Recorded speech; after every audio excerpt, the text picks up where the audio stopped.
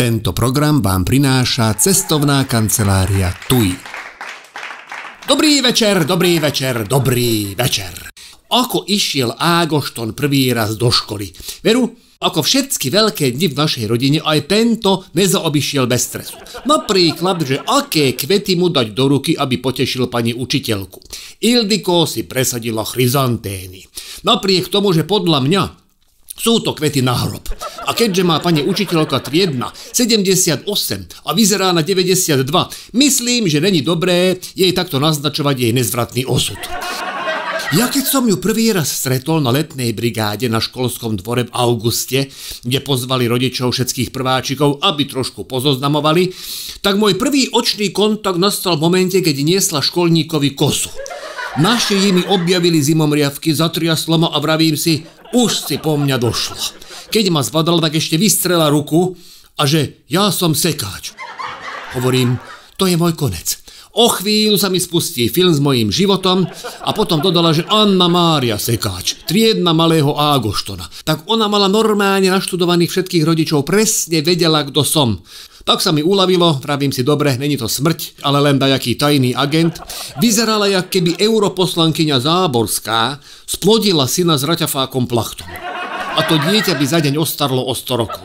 No a takejto žene dať chryzantény mi prišlo nevhodné, lebo nech vyzerala bárzi, ako bola to veľmi milá osoba. Aspoň teda na tej brigáde som to tak vyhodnotil, lebo velice ocenila, že na rozdiel od väčšiny drbnutých rodičov, čo doniesli na brigádu bábovku a koláče, alebo slané pečivo, ja som doniesol baracpálinku a klobásu. A hneď aj ochutnala jedno, aj druhé, zamlaskala a že dobré. Tak už chápem, prečo dožila tak vysokého veku.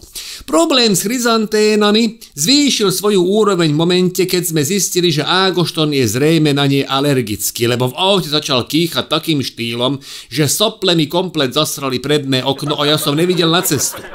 Čo 4. septembra, keď na ulici sa hemžia prváčikovia, není bohvie aká výhra. A keďže môj žigulák má všetky možné vychytávky, dokonca aj popolníky na zadných sedadlách, ale vnútorné stierače nemá.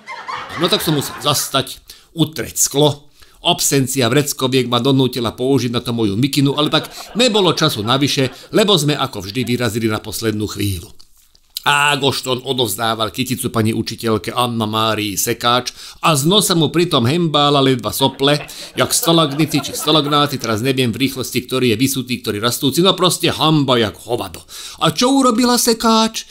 Vybrala z vrecka kapesník, utrela Ágoštonkovi sople, vysňakala mu nožtek, dala mu peknú pusu na líčko, no myslím, že bude v dobrých rukách. Pusu na líčko Ágošton totiž dostáva len na narodeniny, väčšinou mu na líci pristane skôr dlaň mojej ženy ako jej pery. Potom som Ágoštonkovi držal palce, aby sadol na správne miesto, lebo ako povedala pani Sekáč, tak ako si sadnú teraz, tak budú sedieť celý rok. A moc tých možností na dobrý výber tam nebol. A môj syn je ešte spomalený, rovnako ako ja. Všetky pekné dievčatá už mali svojich prísediacich a v istom momente ostali už len 3 možnosti a 2 voľné lavice. Mladý Facuna, ktorý mal byť v podstate už piatok, potom asi 100-kilové dievčatko so strojčekom a spoďobanou tvárou. Človek by si povedal, že možno je milá v srdci, ale není, lebo na brigáde pridrbala lopatou po hlave školníkovi a to len za to, že jej povedal, aby pri svojej váhe nežrala tú bábovku. A ešte tam bol taký vedký nešťastný pobledlý, ktorý vyzeral, ako keby mal covid skombinovaný s ebolou, vážil asi tak 16 kg, len tam tak stál a kúkal okolo seba. Bolo mi jasné, že napriek pomalosti môjho syna bude vyberať ako posledný v rámci tohto triedneho draftu. K Ágoštonovi sa blížil zabijak Facuna a spolu s ním aj Emeše, tak sa volalo dievča, ktoré by skôr zaslúžilo meno Grunhilda, lebo za čas vikingov by bola stelesnením nejakej bohyne pomsty. Obaja súčasne chytili Ágoštona za jednu ruku a začali sa o neho naťahovať. Ágošton tam len stál a napriek tomu, že sa stal vlastne súčasťou mučiaceho stroja, tak nejako neprotestoval ani neprejavoval, že by cítil bolesť. Len mu zase vybehol z každej dierky sopel, nakoľko pel chryzantén stále fungoval v jeho nosných otvoroch a ako sa prudko otočil na Facunu, tak tie 2 sople na základe Newtonových fyzikálnych zákonov začali rotovať okolo jeho tváre a dostredivý sila ich vyhodila rovno do ksichtu 3-krát prepadnutého prváka Facunu.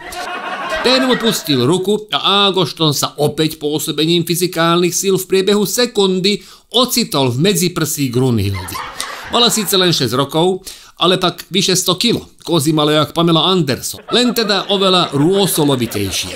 A môj syn sa do nich zabuchol ako do airbagov. Ona mu chytila hlavu, pozreli si do očí a ja som pochopil, že Ágošton sa nezabuchol len do ceckov svojej novej spolusediacej, ale aj do nej tak akože celkovo.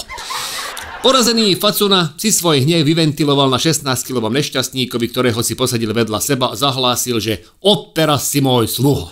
Neprotestoval. Bral to ako svoj osud. Snažil som v dave nájsť rodičov Grunhildy a nebol to až taký problém, lebo svojimi telesnými rozmermi zakrývali asi polovicu rodičov stojacich za nimi. Ovaja na mňa usmieli takým tým štýlom, že chystáme svadbu. A ja som teda začal mať obavy, že najbližších 8 rokov budú toto naši rodinní priatelia. Viem, že by som mal dať čo proti ľuďom, čo majú trošku nadváhu. Väčšinou sú to veľmi milí ľudia. Problém je v tom, že dakedy sú až prehnane milí a na to ja není som stavaný. Ja neviem, ako reagovať, ak je na mňa takto velice milý. Moja paranoja spustí v hlave pocit, že oni za to určite budú dačo chceť a ja mám potom stres z toho, že čo. Prvá otvorená hodina s čerstvými prváčikmi, ak teda nerátam Facunu, ktorý toto absolvoval už 4. krát, sa začala a my sme boli zvedaví, ako sa bude náš syn činiť. Lebo nech je ako je, tak naučil čítať aj písať pomerne rýchlo a počítanie mu tiež ide. Miesto toho ale pani učiteľka spýtala detí, že či vedia, ako volá naša pani prezidentka. O politiku sa teda môj syn moc nezaujíma, vlastne vôbec, tak ma dosť prekvapilo, keď mu vyletela ruka a prihlásil sa. Ešte viac ma prekvapilo, a nie len mňa, keď hrdo zahlásil, že Mária Čírová. Potom ešte stihol vyhlásiť Komárno za hlavné mesto Slovenska a titul Najväčšia osobnosť Slovenska prisúdil Jasonovi Statamovi.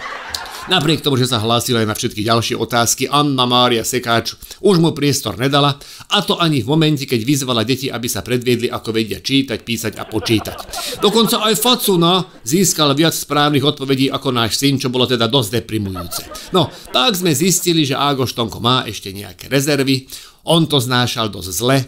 A aby tej hanby nebolo dosť, tak sa chudák rozplakal, Grunhilda si ho inštiktívne privinula na hruď, trošku jej zajebal bielu blúzičku obsahom svojho nosa, ale ona na to vôbec nebrala ohľad a povedala: neboj sa, ja ťa všetko naučím. Pri slovíčku všetko jej tak divne zaiskrylo v očiach a moja nočná mora naberala na obrátkach. Už som aj oľutoval, že súboj nevyhral Facuna. Ten by ho síce šikanoval, ale aspoň spôsobom, ktorý by bol právne napadnutelný. V prípade Grunhildy to bude podprahový emocionálny nátlak, ktorý doteraz môj syn zažíval len zo strany svojej matky. A ja som dúfal, že aspoň v škole od toho oddychne.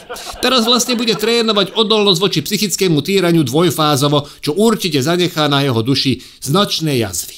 Držte jemu aj mne palce, aby sme to spoločne dajako zvládli. Verím, že na to všetci tešíte, rovnako ako ja na vás všetkých teším opäť o týždeň. Bisont Látaš.